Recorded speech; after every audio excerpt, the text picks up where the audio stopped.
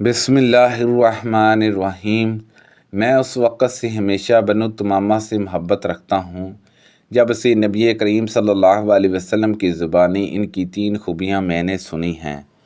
نبی کریم صلی اللہ علیہ وسلم نے ان کے متعلق فرمایا تھا کہ بنو تمامہ دجال کے حق میں میری امت کے سب سے زیادہ سخت لوگ ثابت ہوں گے، اور بنو تمامہ کی ایک قیدی خاتون عائشہ رضی اللہ عنہا کے پاس تھی۔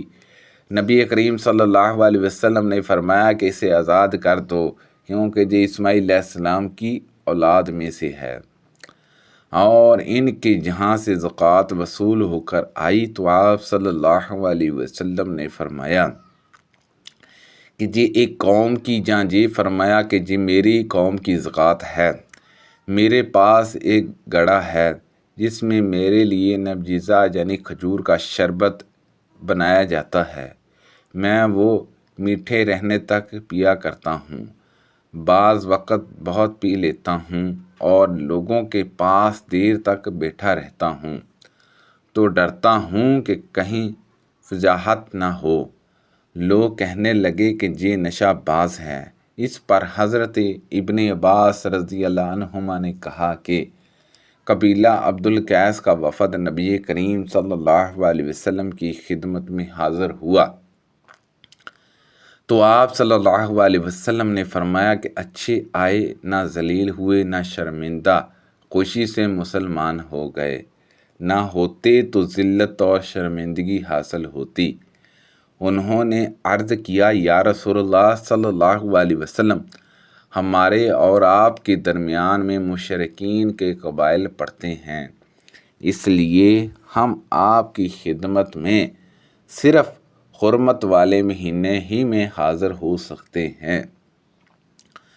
آپ صلی اللہ علیہ وسلم ہمیں وہ احکام و ہدایت سنا دیں کہ اگر ہم ان پر عمل کرتے رہیں تو جنت میں داخل ہوں، اور جو لوگ ہمارے ساتھ نہیں آ سکے انہیں بھی وہ ہدایت پہنچا دے۔ نبی کریم صلی اللہ علیہ وسلم نے فرمایا کہ میں تمہیں 4 چیزوں کا حکم دیتا ہوں اور 4 چیزوں سے روکتا ہوں۔ میں تمہیں حکم دیتا ہوں اللہ پر ایمان لانے کا۔ تمہیں معلوم ہے اللہ پر ایمان لانا کسے کہتے ہیں؟ اس کی گواہی دینا کہ اللہ کے سوا کوئی معبود نہیں، نماز قائم کرنا، زکوٰۃ دینا، رمضان کے روزے رکھنا، اور مال غنیمت میں سے 5واں حصہ بیت المال کو ادا کرنے کا حکم دیتا ہوں۔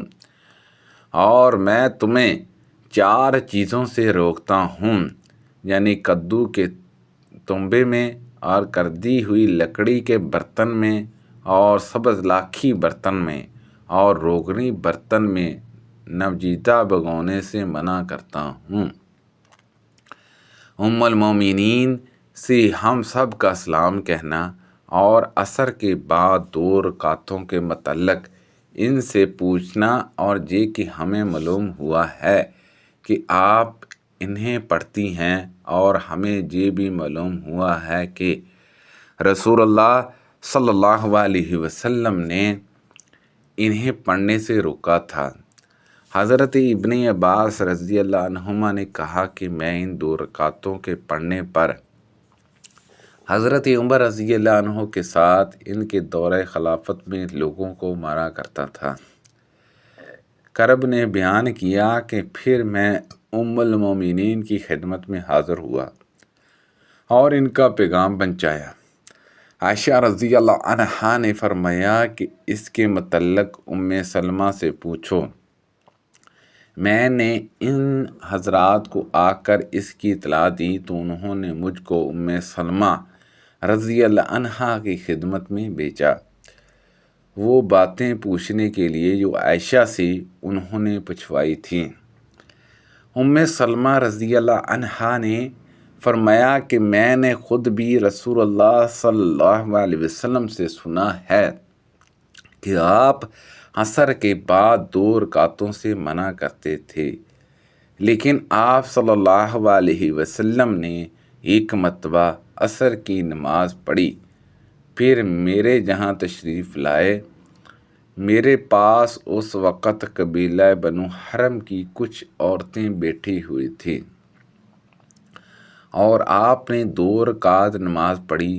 یہ دیکھ کر میں نے خادمہ کو آپ کی خدمت میں بھیجا اور اس سے ہدایت کر دی کہ نبی کریم صلی اللہ علیہ وسلم کے پہلو میں کھڑی ہو جانا اور عرض کرنا کہ ام سلمہ رضی اللہ عنہا نے پوچھا ہے، یا رسول اللہ صلی اللہ علیہ وسلم، میں نے تو آپ سے ہی سنا تھا اور آپ نے عصر کے بعد ان 2 رکعتوں کے پڑھنے سے منع کیا تھا، لیکن میں آج خود آپ کو 2 رکعت پڑھتے دیکھ رہی ہوں۔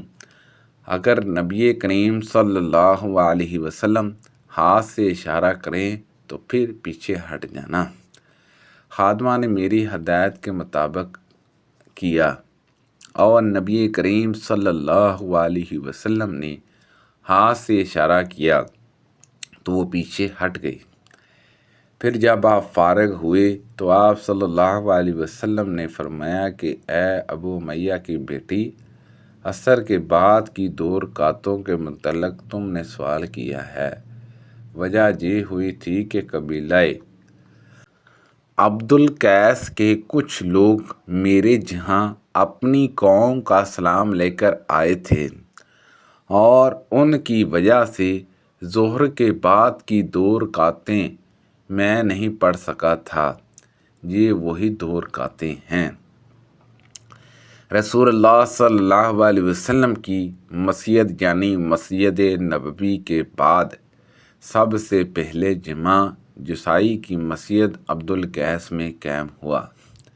جوسائی بحرین کا ایک گاؤں تھا۔ نبی کریم صلی اللہ علیہ وسلم نے نجد کی طرف کچھ سوار بھیجے۔ وہ قبیلہ بنو حنیفہ کے سرداروں میں سے ایک شخص ثمامہ بن اسال نامی کو پکڑ کر لائے اور مسجد نبوی کے ایک ستون سے باندھ دیا۔ نبی کریم صلی اللہ علیہ وسلم باہر تشریف لائے اور پوچھا، ثمامہ تو کیا سمجھتا ہے میں تیرے ساتھ کیا کروں گا؟ انہوں نے کہا، اے محمد صلی اللہ علیہ وسلم، میرے پاس خیر ہے، اس کے باوجود اگر آپ مجھے قتل کر دیں تو آپ ایک شخص کو قتل کریں گے جو خونی ہے۔ اس نے جنگ میں مسلمانوں کو مارا، اور اگر آپ مجھ پر احسان کریں گے تو ایک ایسے شخص پر احسان کریں گے جو احسان کرنے والے کا شکریہ ادا کرتا ہے۔ لیکن اگر آپ کو مال مطلوب ہے تو جتنا چاہیں مجھ سے مال طلب کر سکتے ہیں۔ نبی کریم صلی اللہ علیہ وسلم وہاں سے چلے آئے۔ دوسرے دن آپ نے پھر پوچھا، ثمامہ اب تو کیا سمجھتا ہے؟ انہوں نے کہا، وہی جو میں پہلے کہہ چکا ہوں کہ اگر آپ نے احسان کیا تو ایک ایسے شخص پر احسان کریں گے جو شکر ادا کرتا ہے۔ نبی کریم صلی اللہ علیہ وسلم پھر چلے گئے۔ تیسرے دن پھر آپ نے ان سے پوچھا، اب تو کیا سمجھتا ہے ثمامہ؟ انہوں نے کہا کہ وہی جو میں آپ سے پہلے کہہ چکا ہوں۔ نبی کریم صلی اللہ علیہ وسلم نے صحابہ رضی اللہ عنہما سے فرمایا کہ ثمامہ کو چھوڑ دو۔ رسی کھول دی گئی تو وہ مسجد نبوی سے قریب ایک باغ میں گئے اور غسل کر کے مسجد نبوی میں حاضر ہوئے اور پڑھا، اشہدو ان لا الہ الا اللہ واشہدو ان محمد رسول اللہ، اور کہا، اے محمد صلی اللہ علیہ وسلم، اللہ کی قسم روح زمین پر کوئی چہرہ آپ کے چہرے سے زیادہ میرے لیے برا نہیں تھا، لیکن آج آپ کے چہرے سے زیادہ کوئی چہرہ میرے لیے محبوب نہیں ہے۔ اللہ کی قسم کوئی دین آپ کے دین سے زیادہ مجھے برا نہیں لگتا تھا، لیکن آج آپ کا دین مجھے سب سے زیادہ پسندہ اور عزیز ہے۔ اللہ کی قسم، کوئی شہر آپ کے شہر سے زیادہ برا مجھے نہیں لگتا تھا، لیکن آج آپ کا شہر میرا سب سے زیادہ محبوب شہر ہے۔ آپ کے سواروں نے مجھے پکڑا تو میں عمرہ کا ارادہ کر چکا تھا۔ اب آپ کا کیا حکم ہے؟ رسول اللہ صلی اللہ علیہ وسلم نے انہیں بشارت دی اور عمرہ ادا کرنے کا حکم دیا۔ جب وہ مکہ پہنچے تو کسی نے کہا کہ تم بے دین ہو گئے ہو۔ انہوں نے جواب دیا کہ نہیں، بلکہ میں محمد صلی اللہ علیہ وسلم کے ساتھ ایمان لے آیا ہوں، اور اللہ کی قسم اب تمہارے یہاں جمامہ سے گہو کا ایک دانہ بھی اس وقت تک نہیں آئے گا جب تک نبی کریم صلی اللہ علیہ وسلم اجازت نہ دے دیں۔ سبحان اللہ عز و جل۔ اللہ پاک سے دعا ہے کہ اللہ پاک ان حدیثوں پر عمل کرنے کی توفیق عطا فرمائے۔ کو پڑھنے میں غلطی کوتاہی ہو گئی ہو تو اللہ پاک معاف فرمائے۔ صدقہ جاریہ سے زیادہ لوگوں تک شیئر کیجیے۔ آمین بجاہ النبی الامین صلی اللہ علیہ وسلم۔